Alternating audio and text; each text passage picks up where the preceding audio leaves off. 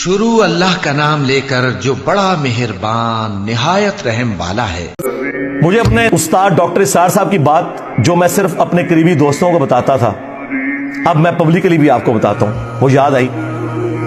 وہ اکثر اپنی ویڈیوز میں کہا کرتے تھے کہ جو شخص بھی رسول اللہ کے پیٹرن پہ دعوت شروع کرے گا صلی اللہ علیہ وآلہ وسلم، نبی صلی اللہ علیہ وآلہ وسلم کی ختم نبوت کی برکت سے ان کا پیغام ان کی امت تک پہنچائے گا، اس شخص کو ان تمام حالات و واقعات سے گزرنا پڑے گا جن سے رسول اللہ کو گزرنا پڑا صلی اللہ علیہ وآلہ وسلم۔ اگر اس وقت عبداللہ ابن ابی منافق تھا نا، تو ہماری اس دعوت میں بھی عبداللہ ابن ابی کی طرح کے منافقین آئیں گے۔ فرق صرف یہ ہے کہ ہمیں چونکہ وحی کی تائید حاصل نہیں، ہم کسی کو منافق نہیں کہیں گے، ہم مسلمان اسے کنسیڈر کریں گے، مر جائیں گے، جنازہ بھی پڑھیں گے، دعا بھی کریں گے ان کے لیے۔ اگر رسول اللہ کے مقابلے پہ ابو جہل تھا،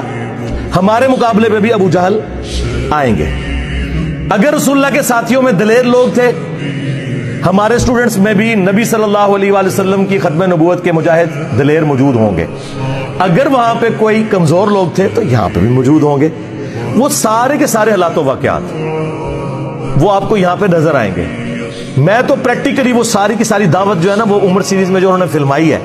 میں وہ انجوائے کر رہا ہوں۔ میں پن پوائنٹ بھی کر سکتا ہوں کہ ہماری اس دعوت میں عبداللہ ابن ابی کون ہے، ابو جہل کون ہے، لیکن پرسنل ہونے کی ضرورت نہیں۔ انجوائے کریں ان چیزوں کو، اور اللہ کا شکر ادا کریں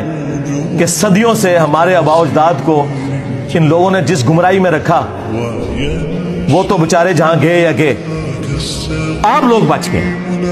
جس طرح وہ آپ کو پتا ہے، جب نبی علیہ السلام مکے میں داخل ہوئے تو حضرت ابو سفیان رضی اللہ تعالیٰ عنہ کی جو بیوی تھی ہند رضی اللہ تعالیٰ عنہ، مسلمان ہوگی، صحابی ہیں، تو انہوں نے کس طرح وہ بت گرائے اور پھر وہ روئیں، اور انہوں نے کہا کہ مجھے سمجھ نہیں آ رہی کہ میں اس بات پہ روؤں کہ میں اپنے باپ اور بھائیوں کے قتل کا بدلہ محمد سے نہیں لے سکی، یا اس بات پہ روؤں کہ میرے باپ اور بھائی نبی صلی اللہ علیہ وسلم کی مخالفت کرنے کی وجہ سے جہنم کی آگ میں جل رہے ہیں۔ اس وقت تو حق کھل گیا ان پہ، لیکن اس سے پہلے وہ نبی صلی اللہ علیہ وسلم کی دشمنی میں آپ سے بدلہ لینے کے لیے اپنے باپ اور بھائیوں کا تیار بیٹھی تھی۔ اللہ نے قسمت بدل دی۔ آپ بھی ان کی طرح اس چیز پر خوش ہو کہ ہمارے آباء و اجداد جہاں بھی گئے وہ اللہ کے سپرد، لیکن کم از کم اللہ تعالیٰ نے ہمیں اور ہماری آنے والی نسلوں کو اس شخص کے ساتھ جوڑ دیا جس کی قبر مدینے میں ہے صلی اللہ علیہ وآلہ وسلم۔